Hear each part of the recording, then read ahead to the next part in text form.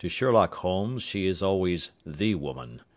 I have seldom heard him mention her under any other name.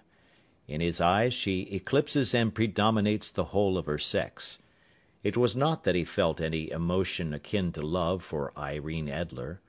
All emotions, and that one particularly, were abhorrent to his cold, precise, but admirably balanced mind. He was, I take it, the most perfect reasoning and observing machine that the world has seen, but as a lover he would have placed himself in a false position. He never spoke of the softer passions, save with a gibe and a sneer. They were admirable things for the observer, excellent for drawing the veil from men's motives and actions. But for the trained reasoner to admit such intrusions into his own delicate and finely adjusted temperament was to introduce a distracting factor which might throw a doubt upon all his mental results. Grit in a sensitive instrument, or a crack in one of his own high-power lenses, would not be more disturbing than a strong emotion in a nature such as his.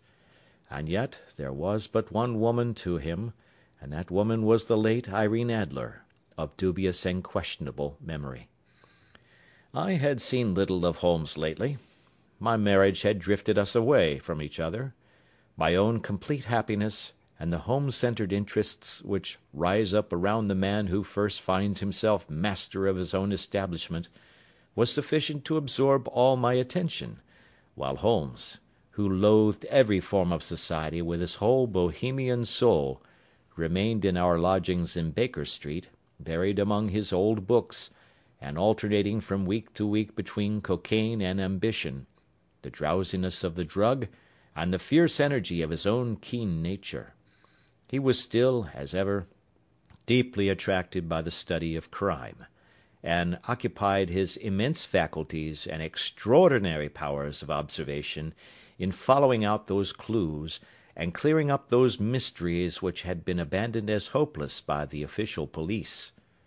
From time to time I heard some vague account of his doings, of his summons to Odessa in the case of the Trepoff murder, of his clearing up of the singular tragedy of the Atkinson brothers at Trincomalee, and finally of the mission which he had accomplished so delicately and successfully for the reigning family of Holland.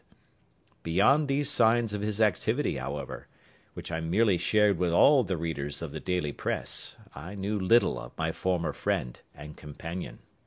One night, it was on the 20th of March, 1888, I was returning from a journey to a patient, for I had now returned to civil practice, when my way led me through Baker Street. As I passed the well-remembered door, which must always be associated in my mind with my wooing and with the dark incidents of the study in scarlet, I was seized with a keen desire to see Holmes again, and to know how he was employing his extraordinary powers. His rooms were brilliantly lit, and even as I looked up, I saw his tall, spare figure pass twice in a dark silhouette against the blind.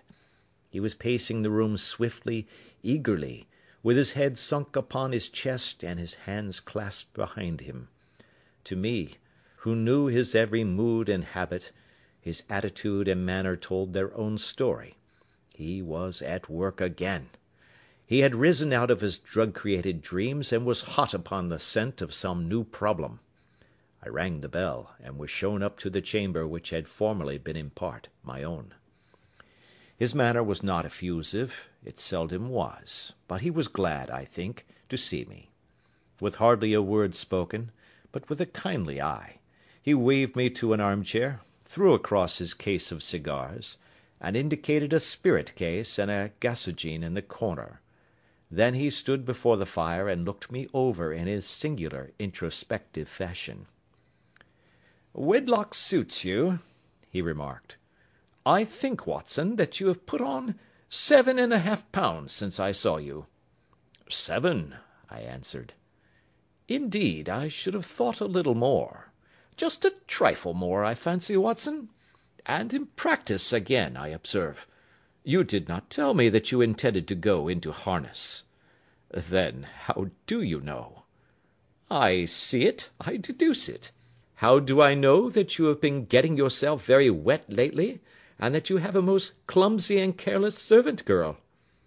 "My dear Holmes," said I, "this is too much. You would certainly have been burned had you lived a few centuries ago. It is true that I had a country walk on Thursday and came home in a dreadful mess, but as I have changed my clothes, I can't imagine how you deduce it. As to Mary Jane, she is incorrigible, and my wife has given her notice, but there again, I fail to see how you work it out." He chuckled to himself and rubbed his long, nervous hands together. "It is simplicity itself," said he. "My eyes tell me that on the inside of your left shoe, just where the firelight strikes it, the leather is scored by 6 almost parallel cuts. Obviously they have been caused by someone who has very carelessly scraped round the edges of the sole in order to remove crusted mud from it. Hence, you see, my double deduction that you have been out in vile weather, and that you had a particularly malignant boot-slitting specimen of the London slavey. As to your practice, if a gentleman walks into my rooms smelling of iodoform, with a black mark of nitrate of silver upon his right forefinger, and a bulge on the right side of his top hat, to show where he has secreted his stethoscope, I must be dull indeed, if I do not pronounce him to be an active member of the medical profession." I could not help laughing at the ease with which he explained his process of deduction.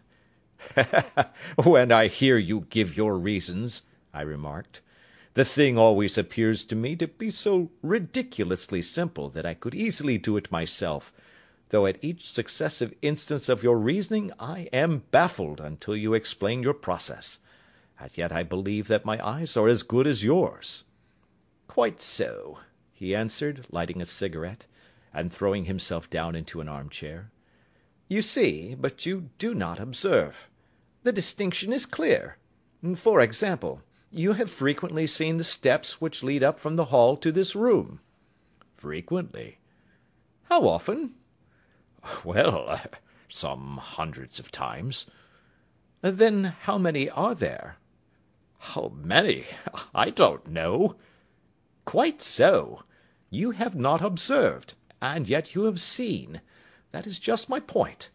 Now, I know that there are 17 steps, because I have both seen and observed. By the way, since you are interested in these little problems, and since you are good enough to chronicle one or two of my trifling experiences, you may be interested in this." He threw over a sheet of thick, pink-tinted notepaper which had been lying open upon the table. "It came by the last post," said he. "Read it aloud." The note was undated, and without either signature or address. "There will call upon you tonight at 7:45, it said, "a gentleman who desires to consult you upon a matter of the very deepest moment. Your recent services to one of the royal houses of Europe have shown that you are one who may safely be trusted with matters which are of an importance which can hardly be exaggerated. This account of you we have from all quarters received. Be in your chamber then at that hour, and do not take it amiss if your visitor wear a mask." "This is indeed a mystery," I remarked. "What do you imagine that it means?" "I have no data yet. It is a capital mistake to theorize before one has data. Insensibly one begins to twist facts to suit theories, instead of theories to suit facts. But the note itself, what do you deduce from it?" I carefully examined the writing, and the paper upon which it was written. "The man who wrote it was presumably well-to-do," I remarked, endeavouring to imitate my companion's processes. "Such paper could not be bought under half a crown a packet. It is peculiarly strong and stiff." "Peculiar, that is the very word," said Holmes. "It is not an English paper at all. Hold it up to the light." I did so, and saw a large E with a small g, a capital P, and a large capital G with a small t woven into the texture of the paper. "What do you make of that?"